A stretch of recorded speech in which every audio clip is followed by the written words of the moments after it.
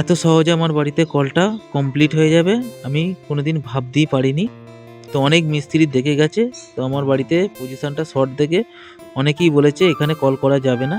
তো এরা অলরেডি কলের সামান নামাচ্ছে, গাড়ি করে সব মাল চলে এসেছে কলের। এই দাদারা আমার বাড়িতে কল করে দেবে, একটু সমস্যা হবে, কিন্তু দেখার পরে এটাই বুঝতে পারলাম খুবই সহজ উপায়ে আমার বাড়িতে কলটা এরা কমপ্লিট করে দিয়েছে। চলো সেই ভিডিওটাই তোমাদের সাথে শেয়ার করছি আজকে শুরু থেকে শেষ পর্যন্ত।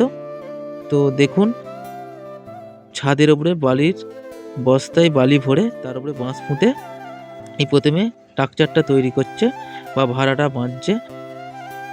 পুরো খুবই শর্ট জায়গা, তো দেখতেই পাচ্ছেন। তো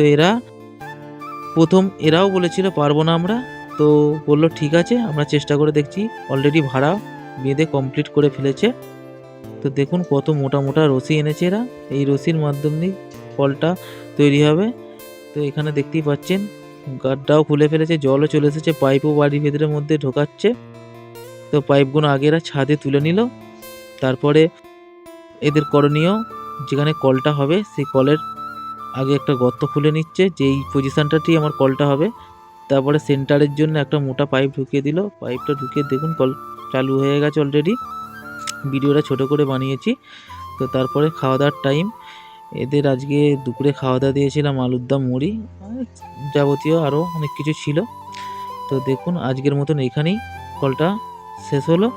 তো পরের ভিডিওয় তোমাদের কিভাবে কলটা কমপ্লিট করলো দেখাবো। এরা আবার এসে গেছে। তো পুরো ভিডিওটা যদি দেখতে চান তাহলে অবশ্যই চ্যানেলটাকে সাবস্ক্রাইব করে রেখে দেবেন। তো পরের ভিডিওটা